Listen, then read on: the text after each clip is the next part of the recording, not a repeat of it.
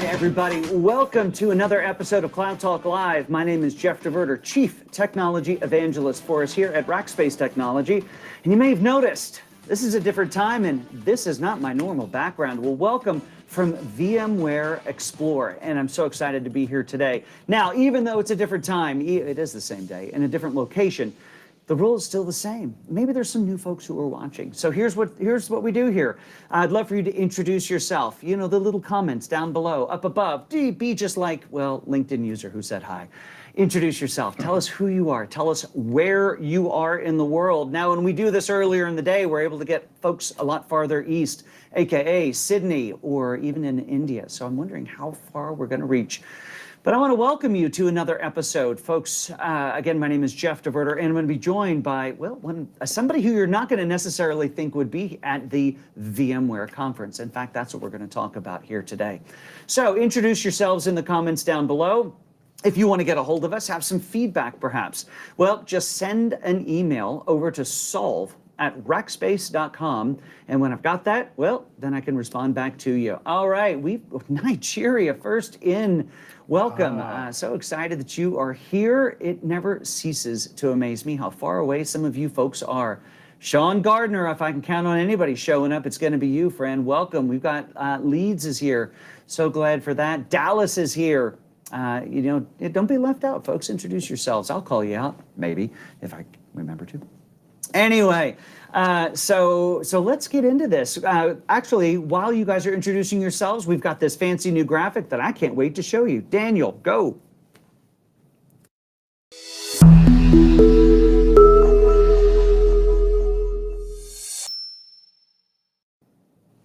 All right.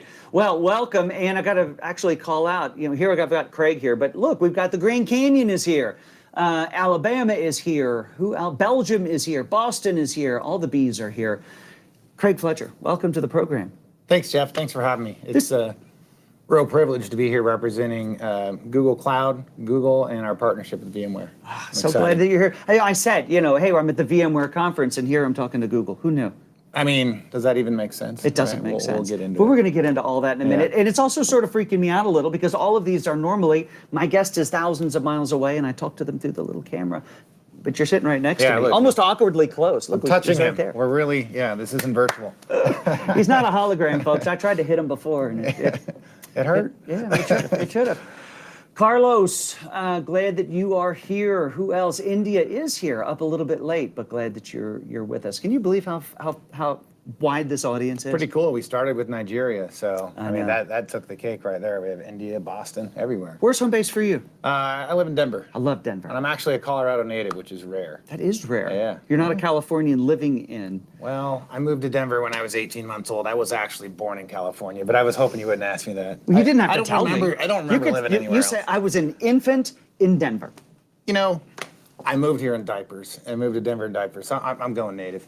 We're going to expose a lot of things today, and apparently it all starts with diapers. Yeah. Yeah. Well, so here we are at VMware. They announced all kinds of great stuff this morning around AI, what they're doing in private AI. But you guys are here because apparently VMware runs awesome in your environment. Yeah.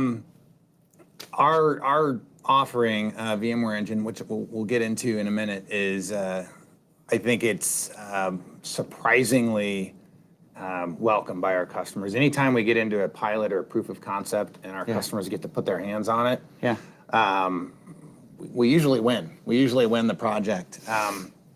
But I wanted to back up a little bit and maybe even talk about why would Google be here? Right? Why would Google be here? But also, if we're going to really back up, we should back up and follow what we talked about beforehand, and that is, how did you get here? So you weren't born into Google, you weren't even born into Colorado, you had to travel there.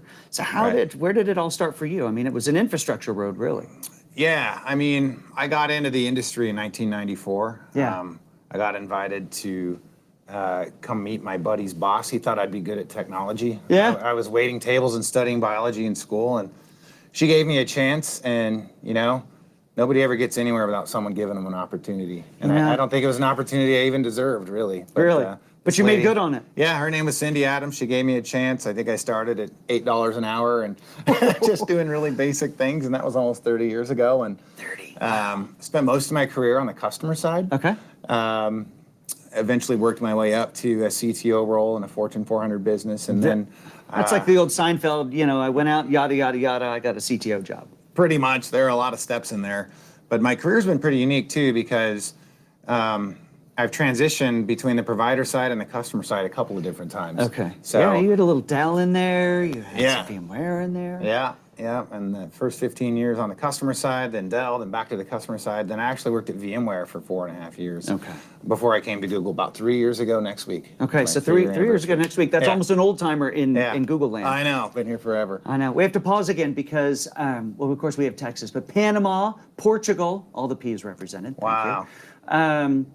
Emily's here. Boulder. She's down in Boulder. So Oh, she's, cool. she's your neighbor. She's Emily, you got to come to the Google office in Boulder. It's amazing. Is it? You can be my guest. What's your favorite thing about the Google office in Boulder? Oh, geez. The food, I guess I might have to say the food. It's hard to get a lot of work done there because there's so much to entertain you. They have Yeah. a music room, a pinball machine room, a nice gym, rock climbing walls. So Sounds like you I know. need to go up to Boulder. yeah, it's a 10-hour day where you work 4 or 5. It feels like sometimes. Did you say a rock wall? A rock climbing wall. Rock yeah, climbing it's like 50, wall. 60 feet high. That is incredible. So All right. So you finally make your way over to Google, yeah. and you're there for what, 3 years now? Yep. And first job at Google was? It was called a modern infrastructure scale specialist. First That's job a at fancy Google. title. Yeah, a What lot does of that words mean? in there. It basically means that you want to be able to help our sellers and our pre-sales people take modern infrastructure solutions to market in an efficient way. Yeah. And so it's all about scale. It's all about developing the content and the ideas and then proliferating them out through other people. Okay. So take one person's ideas and work and multiplying it by hundreds or thousands. Wow. That Scale sounds- specialist. Yeah. Yeah. Scale. Yeah. All right. And now you find yourself helping with the VMware stuff. Yeah. Your heritage really applies well then. Right. Yeah. I didn't necessarily think I'd be at Google Cloud for 3 years and still be working on VMware, but I'm glad I am. Yeah. Because there's so much need for it. Our solution has grown exponentially. It's really only been in the market for 3 years, but it's one of the fastest growing products that Google Cloud's ever had. Why do you think that is? Other than Google's awesome. Well, Google, so first of all, when you're doing business with Google Cloud, you're actually doing business with Alphabet. A lot of our enterprise customers and digital natives alike, they realize that they can harness the full power of Alphabet from a relationship standpoint, where they're obviously doing ads and search and maps. Everybody kind of does that with Google. But the other 20 companies that we have within Alphabet, including Google Cloud, so it's just part of the portfolio.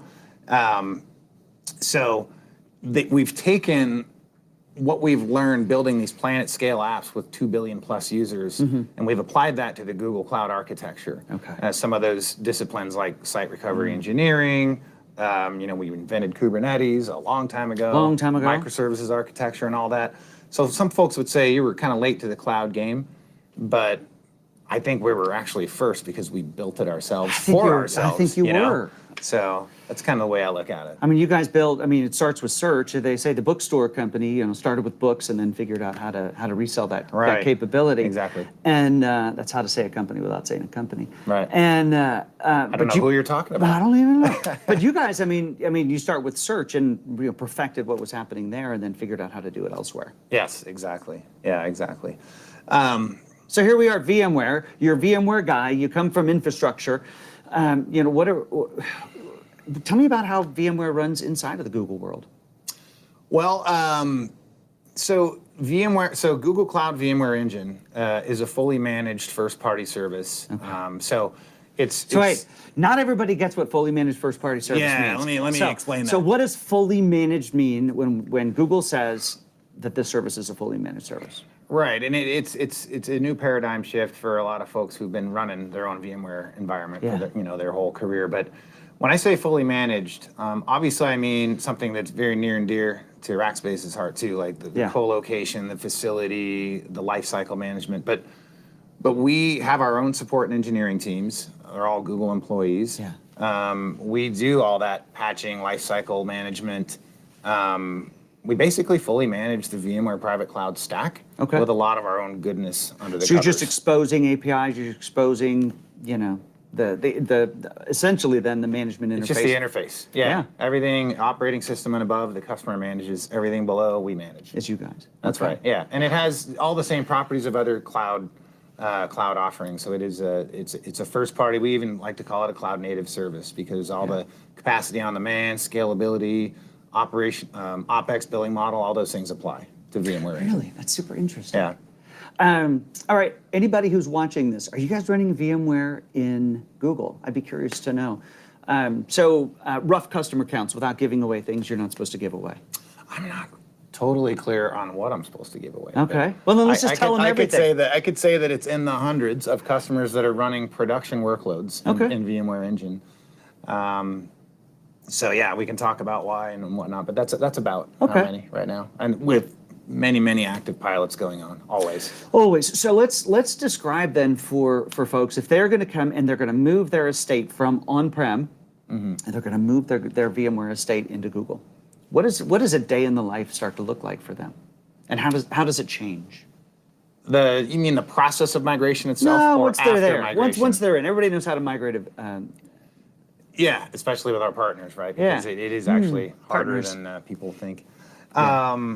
You know, the interesting thing about it is it's not just the VMware Engine story. So a day in the life, you could say a day in the life is, you know, you're looking at vCenter just like you do for your on-prem or your colo workloads. And that's true, right? It is the same look and feel. There's no reskilling, et cetera. However, you also have line rate secure access to all that Google Cloud has to offer. Everything. Everything is available. It's very easy too. The way we do our virtual private cloud networking and the way we can peer that across the globe with a click of a button, which is a differentiator for us, basically unleashes the power of cloud without having to re-platform anything. So once customers start to see that, they do a lot more than just migrate their VMs to Google Cloud. They can really start to transform their business. It really does become a launching point for them.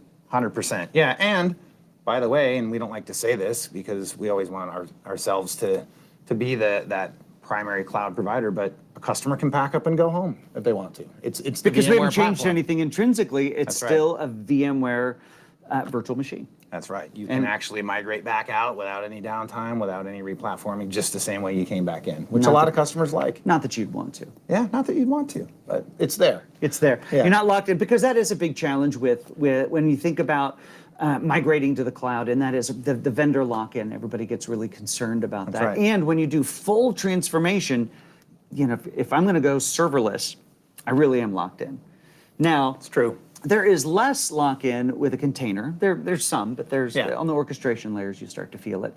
But when you're talking VMware, it really is a safe way to move. So when you're thinking about infrastructure modernization, and I know it's so much more than just infrastructure modernization, but it absolutely should be one of those things that folks can consider. Yeah, and that's why they do it. You know, I see a lot of times too, we see customers, they'll come to Google and they'll say, we want all the Google Cloud, you know, modern platform, modern apps, analytics, AI, machine learning, and so we don't want to do VMware Engine. It's an unnecessary stepping stone. Sometimes they'll think that, and then what happens is a year or two will go by, and not much has changed with the applications that they've been running, that they've built their business on. Right.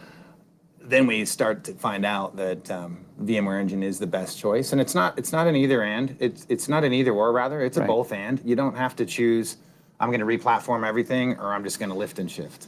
Yeah, because so many people think that it's this binary decision. I'm going to the cloud, which means everything has to shift from one location to the other, and it all has to be a homogenized. We all do it together. We're all going to transform everything.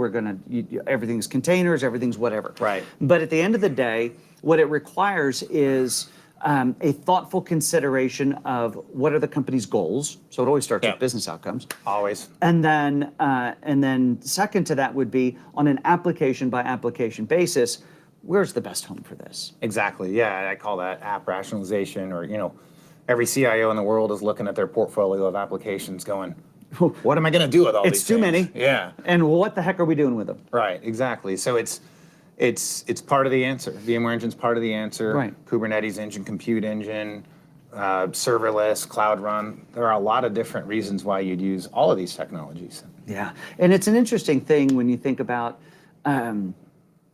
you've got, you here who are representing, all things from running VMware inside of Google, but it's, again, it's not an all or nothing. It's what's the right home for everything. And really, it starts with you as an organization working with a partner. Yeah. I wonder who. And you know who.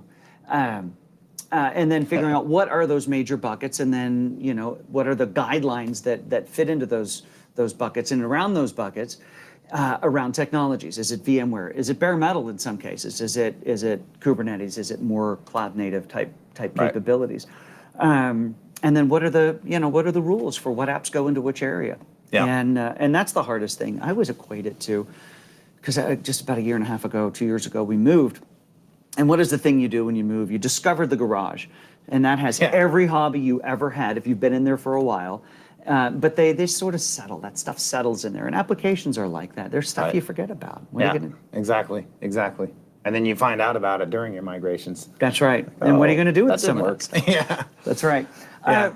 So let's talk then about, and this really isn't self-serving when I ask about partners, because when we've talked about the capabilities and the tools that Google brings to the table, it's not just the fact that VMware runs amazing there, and that gives you this amazing interconnect into the rest of the Google's the Alphabet suite. Right. So where do partners fit into that? Because it does leave a gap. Right. Well, first of all, I think I want to go back to what pain have I seen when customers don't use partners, Yeah. actually?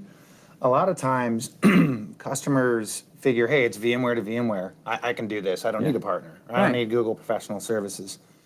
Now, that's true for the VMware-only parts, right? Yeah. But for the actual planning of the migration, learning how to connect the networks, learning how to leverage the security tooling, et cetera, you need a partner every single time a customer needs help, either from our services team or a partner. Our services team cannot scale to meet the demand of all of our customers anyway. So without partners, we'd be dead with this project. So we always recommend a customer get a partner.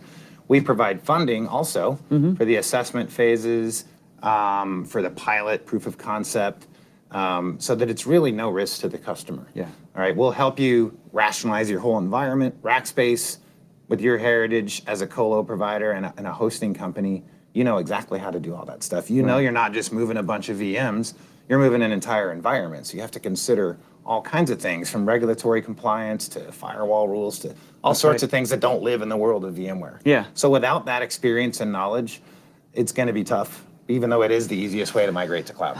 It is, and when you So- think about, there's so many things that you have to think about. You mentioned networking. There's a million others. Right. And with a partner, these are companies that have done it tens, 20s, 50s, hundreds, thousands of times, Yeah. and know those things to think about. They can Right. help through the app, cataloging process, the rationalization process, Yeah. and then help to create a roadmap. Because ultimately, what this should be, I was talking to another engineer, architect a few months ago, and he equated that first move into your cloud of choice as, you think you're scaling Everest. Well, really, you just hit base camp. You've just started the journey. Yeah. The hard work and the real meaningful work that you're going to tell your kids about, you'll do after the fact. Yeah, exactly. Well, and the move into Google, I think, James in here calls it out. Oh, Mexico's here. Welcome, Mexico. Apparently, James knows something about sustainability because he's offering some services there. But you guys are pretty key in how do you drive down water usage and amount of electrical gets used. And so this move into, utilizing what we might think as traditional VM management through VMware, there are benefits also on the sustainability side. Oh yeah, it's one of the key tenets of our company. Yeah. It wouldn't exist if we didn't adhere to those requirements. So that makes our customers happy, to know they're being a part of that. Yeah. And not being wasteful. So Interesting stuff. So what yeah. are we missing here? There's more in the story to all this. yeah, I think I wanted to share kind of what I see. We have a lot of customers, obviously, that want to migrate to cloud. Yeah. And they want to replatform and do all the modern things. Wow, Sorry, Mozambique. really distracted by Mozambique. Mozambique is here. That's Welcome, awesome. Morgan. Yeah, I want to go to Mozambique someday. That'd be so cool. I've been to Zimbabwe. I've never been to to Africa. Botswana. It's not Mozambique. It might surprise some of your listeners and anyone else who watches this afterward to hear kind of why is it hard to re-platform to cloud native, and to hear that I think, and the teams I work with, I'm always asking people, what are you hearing? What are you seeing? What the hardest thing is? The hardest thing is actually the reskilling part. It's not the technical migration. The tech is always the easy part. Yeah. Not that it's necessarily easy to migrate from on-prem to cloud, but the reskilling part, it is a different world. Yeah. And if you need to transform your business with cloud technologies, and you need your team who's been using a VMware-based data center platform for 20 plus years to learn this cloud native thing, and now maybe multiple clouds, there are things like, the way you do billing and the way you set up projects in your organization and the way you do the networking, the way you manage a quota, all these different instance types, it's completely different. It is. And so I think that's actually one of the things that causes the most amount of stalling. I think even before that, though, it's the political and architectural decision-making process of what are we going to do, and that's where I always go, you can do both. Yeah. You don't have to pick one way or the other and then, leadership turnover. But there's some technical reasons why replatforming is harder, but those non-technical reasons are actually the biggest hurdle. So I've talked to a lot of companies. I get pulled in to talk to customers all the time, and they may have made a decision to go all in on a single cloud. And there's even one in particular I'm thinking about. And it took them a year to go into their cloud. And once they got there, now it was IT that made that decision because they were making an infrastructure-based decision. Right. And that's their decision to make. I mean, you think about they're going to running on Dell, maybe they're going to move to HPE, maybe they're going to move to another thing. But it's just another layer of infrastructure. Right. And so I get called in because I spend a lot of time talking to folks about how to migrate and sell the capabilities of all the cloud native stuff. And their challenge was, all right, we've done this big move, and it was a big move. Took them a year to do it. How do we get the business on board with modernizing their applications? Because it's a very different thing, because it's not just, I'm going to pick this thing up and I was running it here and I'm going to run it there, but now we're talking, one, architecturally, how is it going to change? Yeah. And then two, who's going to pay for it? Because now they're going to knock it on the door of the business and they're saying, we need you to pay some money for these folks to go rewrite these applications, and that's something they didn't necessarily know they were signing up for. Right, and some applications don't need to be rewritten, right? Right. So that goes back to that application rationalization and where do we get the most business value, and then looking at the level of effort to re-platform versus the value, and you sort of do your app sorting that way. Yeah. Yeah, because you can't do everything overnight. You can't do it companies overnight. have hundreds or thousands of apps. There's the decision of some stuff doesn't necessarily need to be, and some stuff can. What about all the off-the-shelf stuff they have that they can't rewrite? We don't have access to the native code. They can't even get them to run in containers. So That's right. Yeah. A cloud-based infrastructure that manages VMware stuff very well becomes very attractive to a holistic move to thinking about a re-platform. Some off-the-shelf applications too simply won't run or won't run well in a hyperscaler environment. Right. Some of them were kind of born and raised on a VMware-based platform, especially like, take for example, like telco applications. That's a good example. That has to sit next to some physical switching and things like that. Right, and there's certain things that the VMware platform can do that a hyperscaler platform can't do. With multicast and with different sort of, OS compatibilities and certain types of databases that run really well in a VMware environment and don't run that well when you migrate them. You thought they were going to, then you have all these driver errors and all the testing and troubleshooting. It gets tough for some of them. And all of that also means time, and time then equals money. If we're paying for extra partners, even just distracting your own IT folks away from doing the things that they were doing. Then your executive sponsor starts to question the whole thing. Why isn't this working? Right. Right. So when you think about a whole scale or a holistic move out into a hyperscale cloud provider, Google becomes a great place for that because it runs the VMware so well, does connect you to the rest of Alphabet, and does have all the cloud native and container. I mean, you guys wrote containers, so it's the best place for containers. Yeah. To then think about how that evolves over time. Yeah. Yeah. Exactly. Yeah. What else are we missing? How do people get started? Well, I would say contact A great partner. either way. I mean, you definitely want to get in touch with your Google Cloud representative or a partner. There will be a partner involved eventually anyway. Let us help you do that assessment. Again, you're not just migrating VMs. You're migrating applications. You're migrating an entire environment. And then let us help you with your pilot and your proof of concept too. Yeah. You don't have to be paralyzed by how do I do this. We know how to do it. There are people to help. Rackspace knows how to do it. Yeah, right. You're not on your own. With that long-term vision in mind, like what are we doing for the business? Yeah. I'd say that what you don't want to do is do nothing. Yeah. Don't be paralyzed. Like let us help you. I think that a couple of things is it's both and, it's not either or. Don't get stuck in these political architectural debates where 2 years go by, and nothing happens. And then also get your executive team on board. Because I think a lot of times corporate IT departments, with a change this big, they don't feel like they have permission almost to do it. Yeah. You need that CTO, CIO going, we're going to do this, it's okay. Right. Right. We can do it. So we're all on board and we're all rowing in the same boat. That's right. So you've got to have that executive support. You got to finance has to be in there, legal has to be in there. I mean, it's a big deal to make that kind of an infrastructure. You have to have a good why.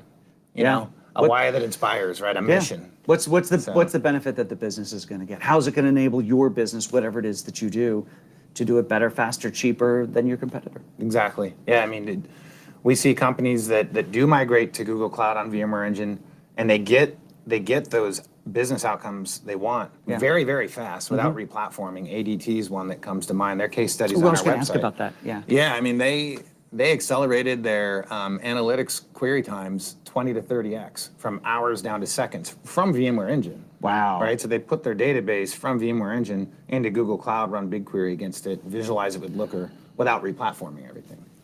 There's many examples. Did you say that again? Because that's amazing stuff, folks, when we think about it, because there's all of this. Look, it can be expensive to pull data out of any cloud. Right. But when you think about moving it and the transit stuff, if you want to play with, and I encourage you to go work with BigQuery because you can get some amazing stuff out of it. But when your VMware stuff is literally sitting right next to, or effectively next to, BigQuery. Yeah. Then you've got the power without the replatform. Exactly. It's all right there. Exactly. You don't have to wait years and years because it can become daunting to think about changing everything. Yeah. That switching cost is just can be tough for an enterprise. There's a lot to unpack there, but we're starting to run out of time here. So what I want to encourage you folks to do is, and again, not being self-serving when I say work with a partner, because one of the big benefits that I find with partnership is, one, we've been there and done it before, so we know the gotchas and we know how to guide. The second is we know how to work the right funding programs to make sure that that Google in this instance is helping to fund that move, because it's not for the faint of heart. Yeah, we set aside budget for it. We don't want you to get stuck wondering how you're going to pay for your migration. We want to help. Want it to work. Yep. All right, everyone, I want to thank you so much for being a part of the program today. Craig, look at this is the first time I've done this. I get to shake somebody's hand live on camera because Making here history. we are. It is. We need to do that now. We'll just start flying people in for the show. Yeah. I don't think we have the budget for that. Anyway, thank you for being a part of the program here today, folks. It really has been a pleasure. If you're at VMware and you're watching this, well, then you paid to go to a conference and you're watching me, so that's kind of weird. But at any rate, come see us. I think we're down in 509, booth 509. Google is around here as well. Are you going to be at Google next week? Me personally, no. You're not going to the show? I wanted to, but our director of product management for VMware Engine, his name's Manoj Sharma. He's amazing. He'll be there, and many others from the team. Well, we'll be there as well. If you're going to be at the show, come see me. I'd love to visit. In the meantime, everyone, if you have not subscribed to the Cloud Talk podcast, where we have original content outside of this stuff, make sure that you do that. And the audio from these, of course, always shows up over in that stream as well, should you miss one of these live streams, because every now and again, we show up at a time you don't expect. All right, everyone, I want to thank you for being a part of the program. I want to thank Daniel for being available to do this at strange times. And, of course, new to the team is my good friend Chris Cochran, who's helping to run all of this as well. So, everyone, have a great Coburn, not Cochran. I'm thinking about, do you remember Chris Cochran from Rackspace? He doesn't work at Rackspace anymore. At any rate, have a great day, everybody, and we'll see you next week on Cloud Talk Live.